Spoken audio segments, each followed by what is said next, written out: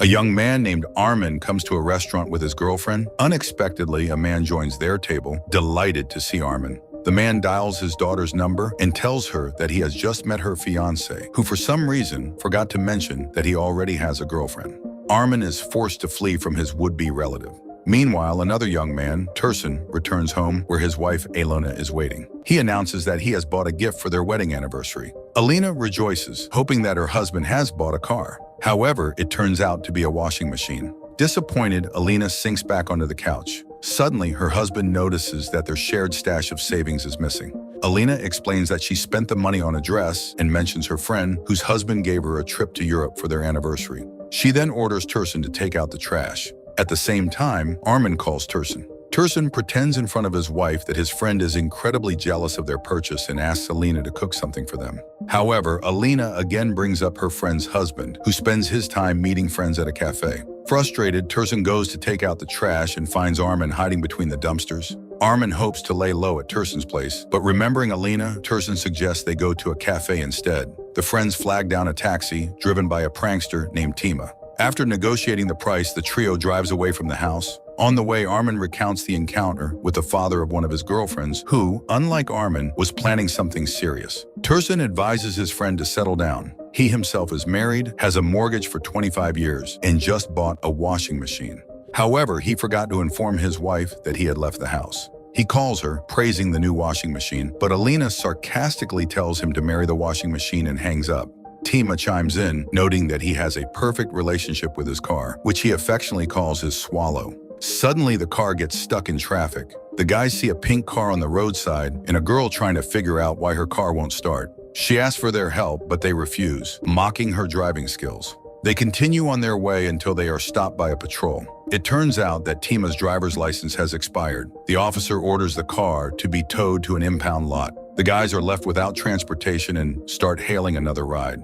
Unexpectedly, the same pink taxi pulls up. The girl admits that she normally doesn't drive men, but she saw they needed help. At this moment, Tursun remembers his wife, and Armin, unable to hold back, admits that they overheard what Elena said. So there's no need to idealize his marriage. Eventually, the guys conclude that all their problems are because of women. Tima jokes that he would have sorted things out with a female police officer. Armin dreams of a world where girls don't have brothers or fathers. Tursun reflects on his wife's friend's husband, who always seems better than him. Suddenly, the driver, Sophia, amazed at their fantasies, offers to take them to a world where only women exist. Soon, they arrive at a bar, and Sophia refuses to take money from the friends, wishing them good luck. Tima leaves while Armin and Tursun enter the cafe and stop in shock. Inside, there are only women who scream with excitement upon seeing them. The guys don't understand the commotion, and soon, drinks start arriving from all the tables. A waitress announces that everything here is free for them and they can relax and enjoy themselves.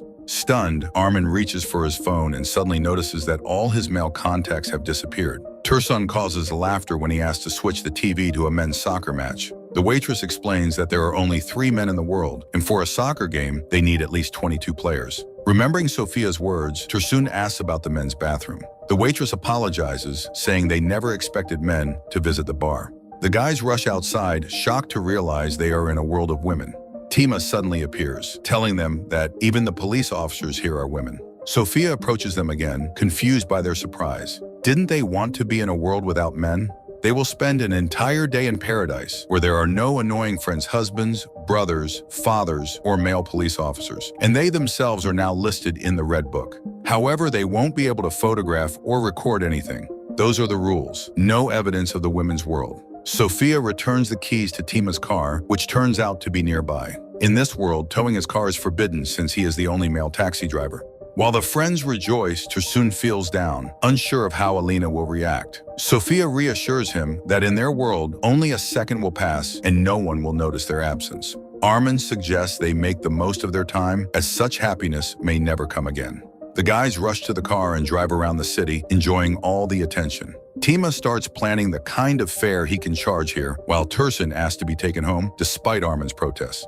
Suddenly, they are stopped by a female police officer who treats men quite sternly. She orders Tima to get out of the car, but as he complies, she suddenly kisses him and runs off, apologizing for abusing her position. The trio ends up at a club where they party hard, reveling in the attention. Unexpectedly, a waitress whom Armin had flirted with earlier refuses to get acquainted, which stings his pride. When he insists, she explains that he's too arrogant and self-absorbed, then wishes him a good evening.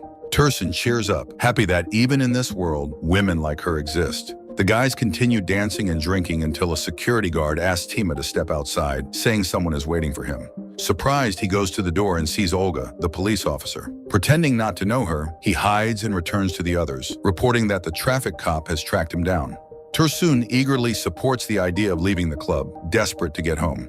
Armin insists they drop off their married friend and continue partying until morning. However, when the waitress brings the bill, it turns out to be huge. The rule of the club is that while the men drink and eat for free, they must pay for the women's orders. Armin suggests they stay until morning, when their 24 hours will expire. But at that moment, they see men all around them. Horrified, the three rush outside where Sophia is waiting. She reveals the main condition of their visit. Throughout these 24 hours, the men cannot refuse any request from women. Otherwise, they will be trapped forever in a world inhabited only by men.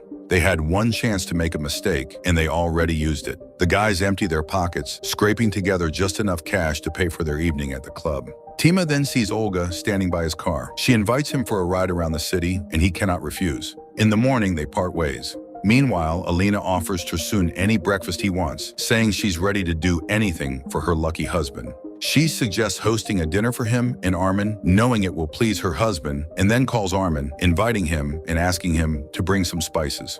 Armin reluctantly agrees. However, when he steps outside, an elderly woman asks him to help carry her bag to her apartment.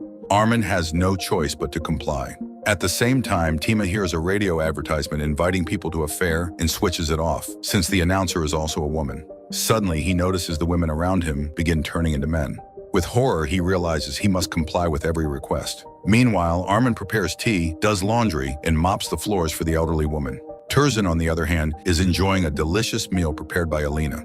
He begins coming up with playful tasks, and his wife eagerly brings him slippers, tidies up the apartment, and even pretends to be a puppy. However, when he tries to photograph her, his phone shuts off. Alina takes his dissatisfaction personally and gets upset. Tursun consoles his wife, asking her not to make any requests for the rest of the day. She agrees, but immediately suggests going out somewhere since they rarely leave the house. He has no choice but to agree.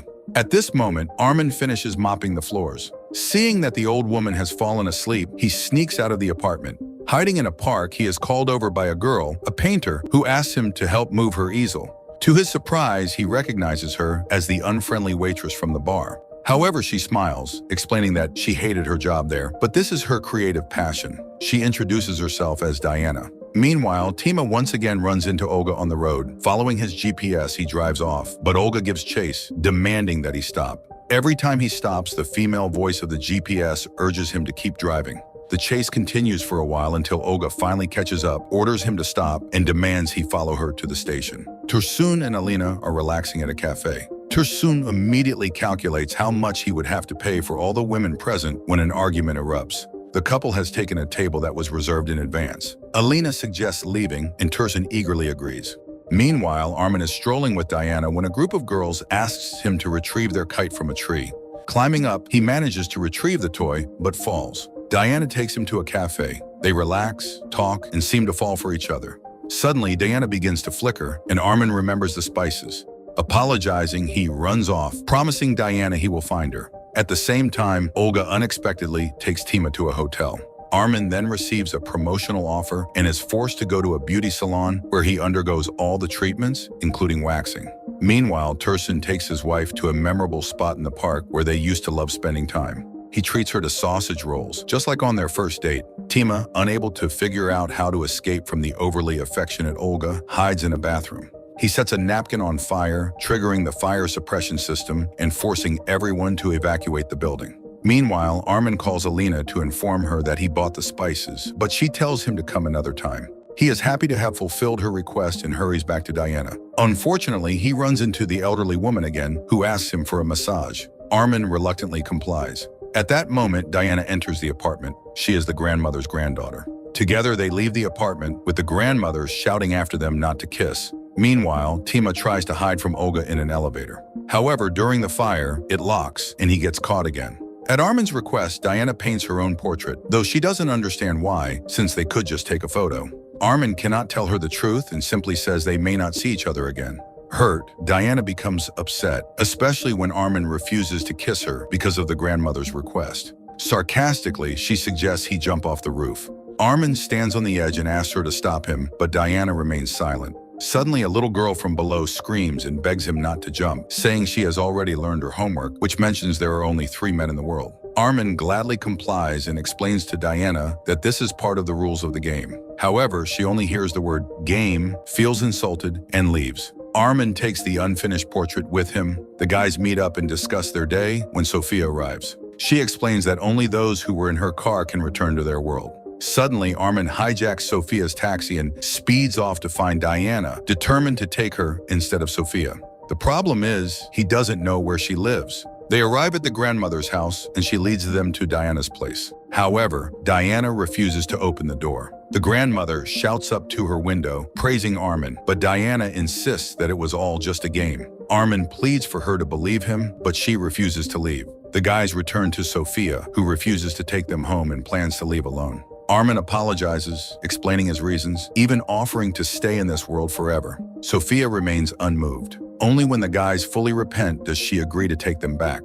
The taxi drives through the city, and at some point, they return to the normal world. The guys thank Sophia, but she pretends not to understand what they're talking about. Just then, they respond to a request from another female taxi driver, asking them to help push her car. Tursun buys flowers for his wife and heads home, while Tima hugs a passing traffic officer. Armin begins searching for Sophia in all the places they visited in her world, but without success. Later, Tursun sells the washing machine and takes his wife to the park. Armin visits Diana's apartment, but another woman lives there with her very jealous husband. Meanwhile, Tursun treats his wife to sausage rolls and gives her tickets to Paris. Tima retrieves his car and suddenly runs into Olga, who strikes up a conversation with him about his beloved car. The two find common ground. Armin, however, goes to an art school to have Diana's portrait finished. To his surprise, he sees Diana herself. They meet again for the first time and become a couple.